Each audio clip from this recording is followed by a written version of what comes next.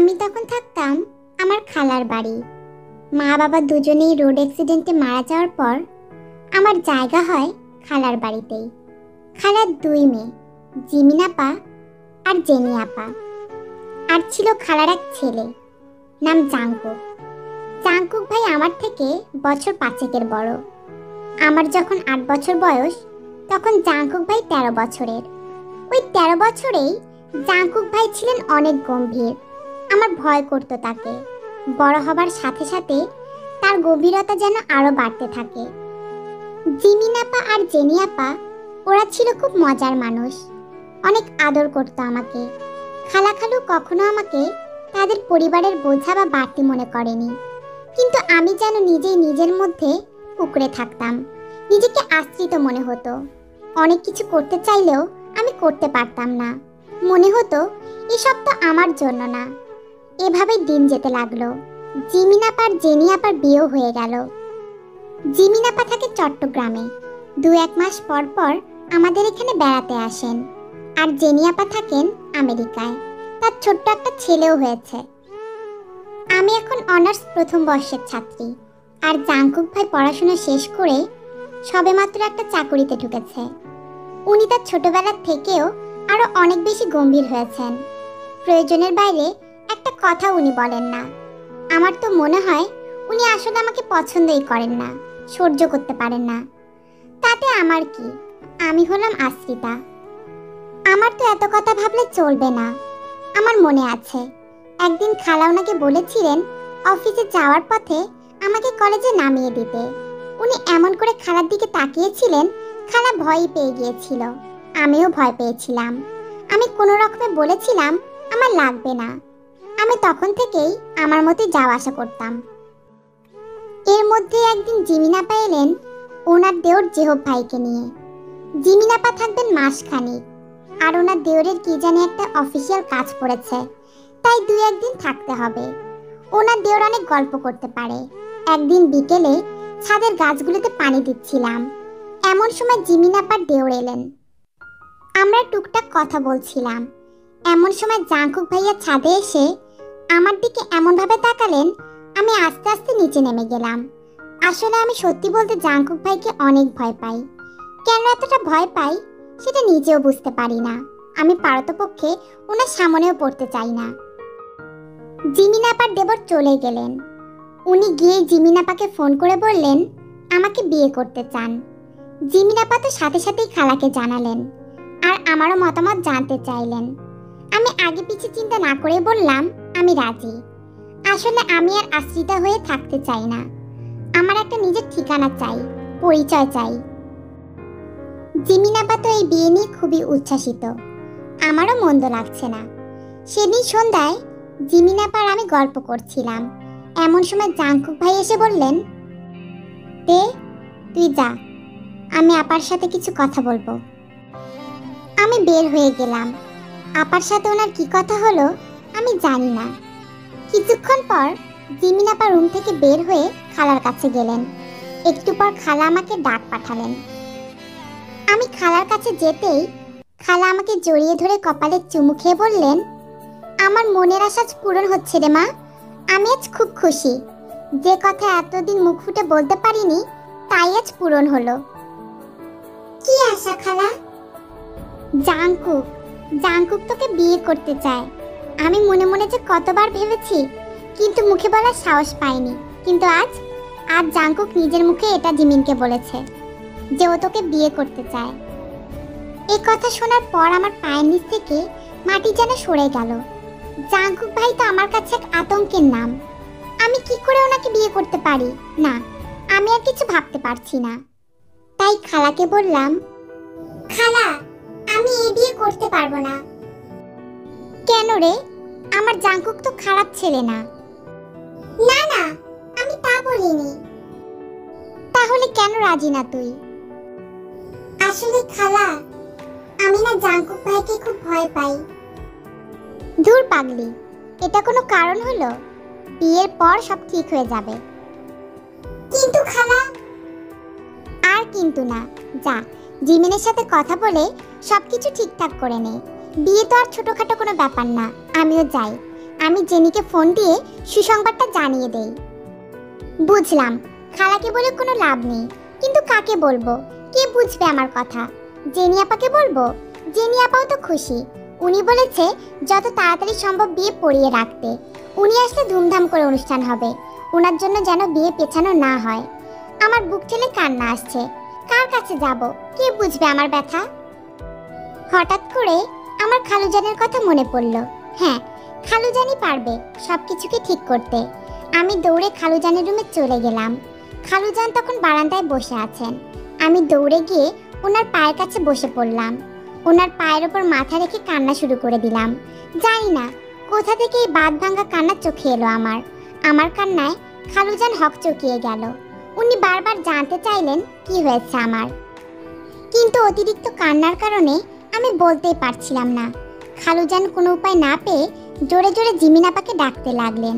জিমিনাপা বারান্দায় এসে দাঁড়ালেন। খালু জিজ্ঞাসা করলেন, তের কি হয়েছে? এভাবে কাঁদছে কেন? তেমন কিছু না আব্বা, ওর বিয়ে ঠিক হয়েছে। হ্যাঁ, কিন্তু তাতে তো ও হাসি খুশি ছিল। কিন্তু হঠাৎ করে বর পাল্টে যাওয়াতে ওর এই কান্নাকাটি। বর পাল্টে গেছে মানে কি জিমিন? আর এভাবে হেয়ালি করে কথা বলছিস কেন? আব্বা শোনো, তোমার ছেলে বলেছে সেই থেকে বিয়ে করবে। অন্য কোথাও যেন বিয়ে দেওয়ার চিন্তা আমরা না করি। আর এরপর থেকেই তোদের কান্নাকাটি শুরু। জাঙ্কু, এরপর খালু আমার দিকে তাকিয়ে বললেন, তোর কি জাঙ্কুকে পছন্দ না? আমি তৎক্ষণাৎ জোরে জোরে মাথা নাড়িয়ে না বলে দিলাম। খালু দীর্ঘশ্বাস ফেলে বললেন, যেখানে তোর পছন্দ না সেখানে জোর করে কেউ কিছু করতে পারবে না। তবে আমার জাঙ্কু কিন্তু পাত্র হিসেবে খারাপ ছিল না। তুই একটু ভেবে দেখতে পারতি মা। এরপর খালুজান জিমিনাপার দিকে তাকিয়ে বললেন, তে যেখানে খুশি থাকবে সেখানে ওর বিয়ে দিব আমি। যে হোপের সাথে বিয়ের কথায় আমি ওকে খুশি দেখেছি। আর যখন একটা বিপরীতকর পরিস্থিতি তৈরি হয়েছে, এমনভাবে কথা বলো যাতে বিয়ের কাজটা দ্রুত হয়। জিমিনাপা বললেন, কিন্তু জাংকুক? ওর সাথে আমি কথা বলবো। খালুর কথা শুনে আমার বুক থেকে যেন 100 মণ ওজনের পাথর নেমে গেল। নিজেকে অনেক ফুরফুরে লাগছিল। আমি চোখ মুছে আমার কাজে মন দিলাম, কিন্তু ঘরে একটা থমথমে ভাব। এত আলো চারদিকে, তবু যেন ঘরটা অন্ধকার হয়ে আছে। আজ শুক্রবার, ছুটির দিন, সবাই বাসায়। আমি সকালবেলায় ঘুম থেকে উঠে প্রতিদিনের মতো রান্নাঘরে ঢুকলাম। শুক্রবার দিনটাই আমি টুকটাক রান্না করি। অন্যান্য দিন কলেজে থাকতে হয়, তখন খালা আর বুয়া দুজনেই সামলান। নানান কথা চিন্তা করতে করতে নাস্তা বানাচ্ছিলাম। এখন সবাই ঘুমে। ছুটির দিনে জাংকুক ভাই 10টা 11টা পর্যন্ত ঘুমায়। সবার খাওয়ার শেষে উনি খায়। কিছুক্ষণের মধ্যেই সবাই এসে যাবে খাবার টেবিলে। জাংকুক ভাইয়ের সাথে খালু এখনো কথা বলেননি, তবে আমি জানি খালুজানের কথা জাংকুক ভাই অমান্য করবে না। নানান ভাবনার মধ্যেই সকালের নাস্তার পর্ব শেষ হলো। একজন এখনো খায়নি, উনি আস্তে আস্তে 11টা বাজবে মনে হয়। আমি জাংকুক ভাইয়ের খাবার টেবিলে রেখে দুপুরের রান্নায় মন দিলাম। জাংকুক ভাই আসলেন, উনি খাচ্ছেন, আর পাশে জিমিন আপু বসে কথা বলছেন ওনার সাথে। মনে হয় খালুর কথাই বলছেন। আমি চুপচাপ রান্নাঘরে কাজ করছি। ওনাদের কথা আমার কান পর্যন্ত আসছে না। হঠাৎ কাচের কিছু ভাঙার শব্দে আমি দৌড়ে রান্নাঘর থেকে খাবার রুমে আসলাম। দেখি জাংকুক ভাই ওনার চায়ের কাপ আছড়ে ভেঙেছেন। সারা মেঝেতে ছড়িয়ে ছিটিয়ে আছে কাচ। আমাকে দাঁড়াতে দেখে উনি হিসিয়ে বললেন, মগের মুল্লুক নাকি? আমি ভয়ে একটু পিছিয়ে গেলাম। কাচ ভাঙার শব্দে খালা খালু দুজনেই ডাইনিংয়ে এসে দাঁড়িয়েছেন। এইসব কি জাঙ্কুক? জাংকুক ভাই কোনো উত্তর দিলেন না, মাথা নিচু করে দাঁড়িয়েছিলেন। জাঙ্কুক, জানোই তো জিমিনের দেবর জেহোপের সাথে তের বিয়ের কথা চলছে। আমি চাই এই ব্যাপারটি যেন তাড়াতাড়ি এগোয়, আর তুমি দায়িত্ব নিয়ে বিয়ের সমস্ত কাজ করবে। কোথাও যেন কোনো ত্রুটি না থাকে। কিন্তু বাবা, আমি জানি তুমি কি বলবে। দেখো জাঙ্কুক, তের দোকানে সাজিয়ে রাখা কোনো খেলনা সামগ্রী নয় যে তুমি জেদ করবে আর আমি তোমায় এনে দিব। তে আমার কন্যা সম, ওর সুখে থাকা, খুশি থাকা আমার কাছে সবার আগে প্রাধান্য পাবে। আর তোমার ছেলের ভালো থাকা? খালু কিছুক্ষণ চুপ করে থেকে জাংকুক ভাইয়ের দিকে তাকালেন, তারপর ধীরে ধীরে বললেন, একটা কথা কি জানো জাংকুক, যে তোমার সাথে ভালো থাকবে না, তুমিও তার সাথে ভালো থাকবে না। তোমার ভালো থাকাও আমার কাছে সমান গুরুত্বপূর্ণ। আমি তোমার জন্য এমন জীবনসঙ্গী চাই যে সাবলীলভাবে তোমার সঙ্গে সংসার করবে, তোমার ভয়ে জড়সড় হয়ে থাকবে না। এ ব্যাপারে আর কোনো কথা হবে না জাংকুক। আমি চাই তুমি দায়িত্ব নিয়ে সবকিছু করো, আর মনে রাখবে এটা মগের মুল্লুক না। আমি এক নজর জাংকুক ভাইয়ের দিকে তাকালাম। ওনার গালের দিকে লক্ষ্য করতেই বুঝলাম উনি দাঁত কিরমির করছেন, কিন্তু খালুকে উনি সম্মান করেন, তাই খালুর উপরে কথা বলার মতো দুঃসাহস ওনার নেই। খালু ওনার কথা বলে বাইরে চলে গেলেন। আমি ঝাড়ু দিয়ে ভাঙ্গা কাচকে পরিষ্কার করতে লাগলাম। জাংকুক ভাই দেয়ালে একটা লাথি মেরে চলে গেলেন। খালা ওনাকে উদ্দেশ্য করে বললেন, তোর এই বদমেজাজি স্বভাবের জন্যই তে কেন অন্য কোনো মেয়ের সাথে আমি তোর বিয়ে দিব না। জাংকুক ভাই পিছনে ফিরে বললেন, অন্য কোনো মেয়েকে এই জাংকুক বিয়েও করবে না, ওর এই তেকেই লাগবে। ওনার এই কথা শুনে আমি হতভম্ব হয়ে ঝাড়ু দেওয়া রেখে দাঁড়িয়ে রইলাম। খালা চেঁচিয়ে বললেন, বেহায়া নির্লজ্জ ছেলে কোথাকার। এরপর আমার দিকে তাকিয়ে বললেন, তুমি এভাবে দাঁড়িয়ে থেকো না, আসো দুপুরে রান্নায় একটু হাত লাগিয়ে আমাকে উদ্ধার করো। আমি খালার সাথে রান্নাঘরে গেলাম। খালা রান্না করছে, আমি টুকটাক কাটা বাছা করে দিচ্ছি। খালা রান্না করতে করতে আমার সাথে বেশ গল্প করলেন, তার বিয়ের গল্প, খালুর গল্প। খালু কতটা রাগী আর গম্ভীর ছিলেন, সে স্বামী হিসেবে কতটা বন্ধু সুলভ, কতটা ভালোবাসেন খালাকে, এসবই বলছিলেন। আমি বললাম, খালা তুমি কি খালুকে ভয় পাও না? ধুর বোকামি, বিয়ে দুইটা মানুষকে এক করে দেয়, তাদের সম্পর্কে মুহূর্তে পরিবর্তন আনে। স্বামী স্ত্রীর সম্পর্ক কেমন তা বোঝানো যাবে না। বিয়ে অনেক দূরের একটা মানুষকেও অনেক কাছে আনে। আর বাকি রইল ভয়ের কথা। আমি কি ভয় পাবো? তোর খালু জানি তো এখন আমাকে ভয় পায়। এভাবেই কথা বলতে বলতে সময়টা কেটে যায়। দুপুরের খাবারটা সবাই একসাথেই খায়, কিন্তু কাউকে দেখে মনে হচ্ছে না সকালে কিছু ঘটেছে। সবাই স্বাভাবিক। জাংকুক ভাইয়ের দিকে তাকালে মনে হচ্ছে না উনি এত কিছু ঘটিয়েছেন, কিন্তু আমি তো স্বাভাবিক হতে পারছি না। বুকটা ধুকপুক ধুকপুক করছে, মনে হচ্ছে আবার না জানি কি হয়। দুপুরের খাবারের পর যে যার মতো রুমে চলে গেল। আমিও সব কিছু গোছগাছ শেষ করে আমার জন্য বরাদ্দ করা রুমে আসলাম। এই রুমটায় আগে জেনি আপা ছিল। রুমটাও খুব সুন্দর। এই রুমের সব থেকে বেশি সুন্দর হলো রুমের সাথে লাগোয়া বারান্দা। বারান্দায় দাঁড়ালেই আকাশ দেখা যায়। আমি বারান্দায় টুকটাক কিছু ফুলের গাছও লাগিয়েছি। হাসনাহেনা, বেলি, কাঠগোলাপ যখন ফুটে ওঠে সমস্ত ঘর যেন অদ্ভুত এক সুন্দর ঘ্রাণে ভরে থাকে। আমার বিয়ের পর আমাকে এই ঘর ছেড়ে চলে যেতে হবে। অদ্ভুতভাবেই আমার খারাপ লাগতে শুরু করলো। ঘরের দেয়ালটার জন্য মায়া লাগতে শুরু করলো আমার। আমি বারান্দায় গিয়ে দাঁড়ালাম। বুকের ভিতরটা হুহু করছে, মনে হচ্ছে কি যেন নাই, কি যেন হারিয়ে ফেলছি আমি। বারান্দায় দাঁড়িয়ে নিচের দিকে তাকিয়ে দেখলাম জাংকুক ভাই কোথায় যেন যাচ্ছেন। যতক্ষণ ওনাকে দেখা যাচ্ছিল ততক্ষণ তাকিয়েই ছিলাম। উনি চোখের আড়াল হতেই আমার মনে হলো, আচ্ছা আমি যদি জাংকুক ভাইকে বিয়ে করতে রাজি হই তাহলে তো এই ঘর আমারই থাকবে। ইস, আমার ঘরের কি লোভ না। তারপরেও খালা, খালু, জিমিনাপা, জেনিয়াপা আমার কত আপন, কত ভালোবাসে আমায়। আমি কি তাদের ছেড়ে যেতে পারবো? আর খালা, খালু দুজনে কি সুন্দর গুটুর গুটুর করে গল্পও করে। আচ্ছা আমিও কি এভাবে ওনার সাথে গল্প করতে পারবো? দূর, কি সব ভাবনা আমার। সেদিনই সন্ধ্যায় চা বানাচ্ছিলাম, হঠাৎ মনে হলো জাংকুক ভাই আমার রুম থেকে বের হলেন। আমি মনে মনে ভাবলাম, আচ্ছা জাংকুক ভাইয়ের আমার রুমে কি কাজ? আমি টেবিলে সবাইকে চা নাস্তা দিয়ে নিজের রুমে গেলাম। জাংকুক ভাই কখনো আমার রুমে আসেনি, আজ হঠাৎ কেন আসলেন? আমি রুমের চারদিকে চোখ বুলাতে লাগলাম। দেখলাম টেবিলের উপর একটা কাগজ ভাঁজ করে পেপার ওয়েট দিয়ে চাপা দেওয়া আছে। আমি কাগজটি হাতে নিয়ে পড়তে লাগলাম। এটা তো জাংকুক ভাই লিখেছেন। কোনো রকম সম্বোধন ছাড়াই তোকে লিখছি। তোকে আমি যে মনে মনে কত নামে ডাকি সেটা শুধু আমিই জানি। আজকে আমার এই লেখার কারণ, তোকে কিছু কথা বলা খুব জরুরি। এগুলো একান্তই আমার কথা।